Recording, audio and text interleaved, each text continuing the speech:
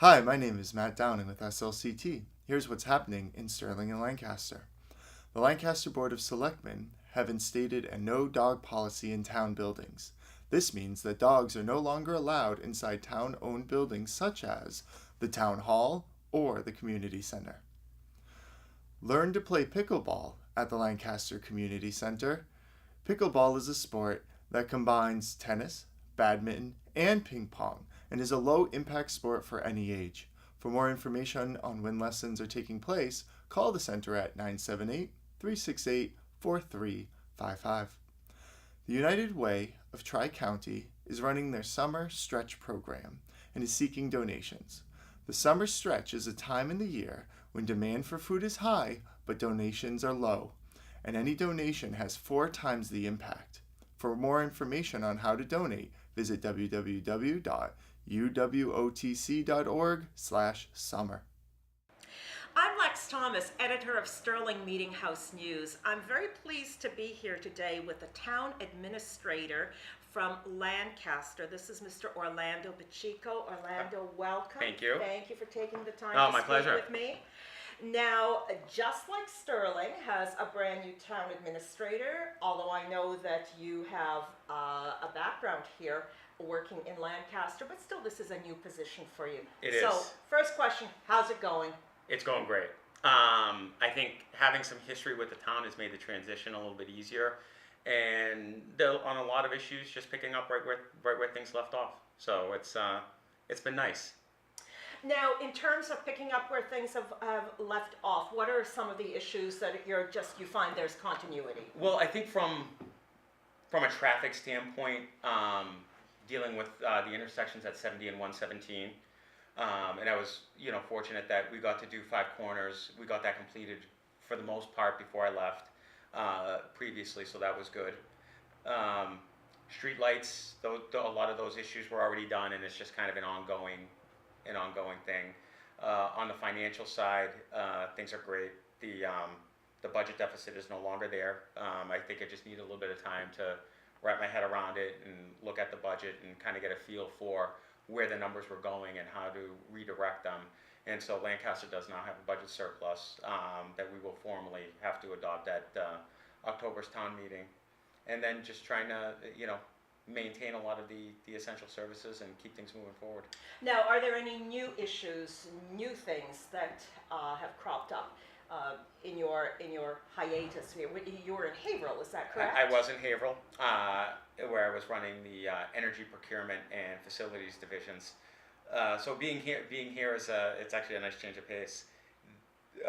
As the Prescott Building project continues to move forward, one of the things we have to do is now refocus and redirect our efforts on what do we do with the buildings that are being vacated, particularly Town Hall, in terms of trying to find a redevelopment strategy, but also looking at the Memorial School and how to deal with that building and making sure that when we utilize one building that we don't damage the potential for another. Sure. Now, what's the issue with the Memorial School? It's going to need some work. It's old, it's been vacated for a while, and just time and deterioration have taken its toll on that wing of the building. So we'll have to, however that building gets utilized, it's going to require a certain capital investment, whether by the town or by a private third party, but it will affect the overall value at the end of the day. And same with this building. This building is not an easy building to redevelop, but I do think there's a lot of potential, especially for affordable housing, where the building has a lot of square footage. It would qualify for both probably affordable housing and historic tax credits. So to a nonprofit development agency, I think there's a lot of potential here. Now, does Lancaster have a long-term plan in place? I wouldn't call it a long-term plan. I think there are medium-term plans, but those plans are always very fluid because you control only so much of that process. You don't own all the land. We're not a developer, so you have to utilize the resources you have and try to entice the market to invest in them. Sure.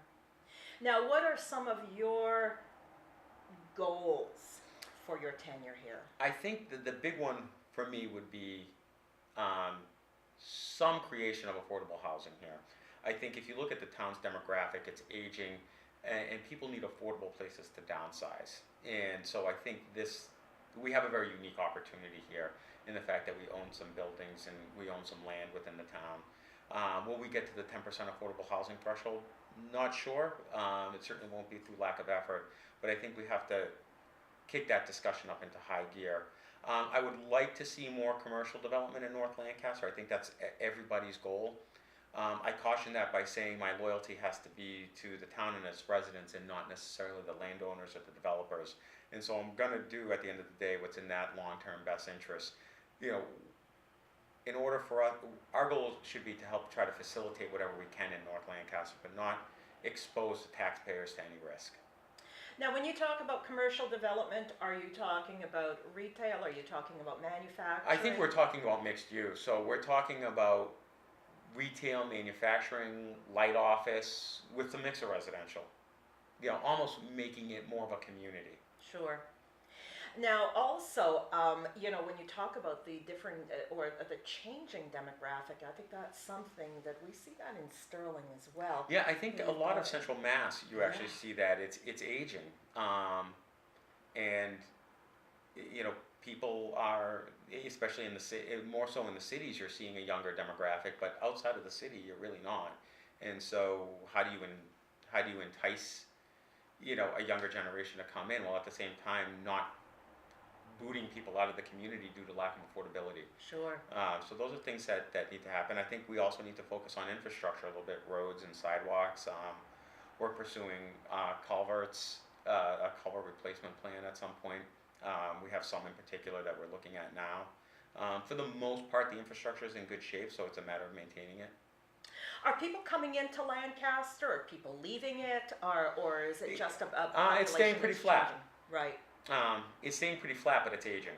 And so that we've got to sort of shift our thought process as the town ages. How do we serve that population better? Sure. Now, you undertook your position in May, I believe you said, Yep. yes. And then you're preparing for the annual town meeting, which is when? Annual town meeting just happened in May. So I was actually not on board for the town meeting, but I was there. Right. And certainly involved. But there'll be a special town meeting in October, and that's where we'll deal with the financial issues and any of the other sort of miscellaneous items that come up.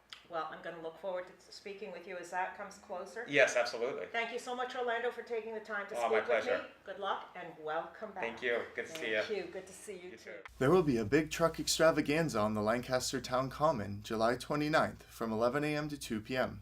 Bring the family to see large trucks of all types and ask the operators how they work. For more information, call the library at 978-368-8928. There will be a world-class Frisbee show July 20th at the Thayer Memorial Library. This event will take place at 1 p.m. and is for ages 5 and up. For more information, call 978-368-8928. I'm Matt Downing, and that's what's happening.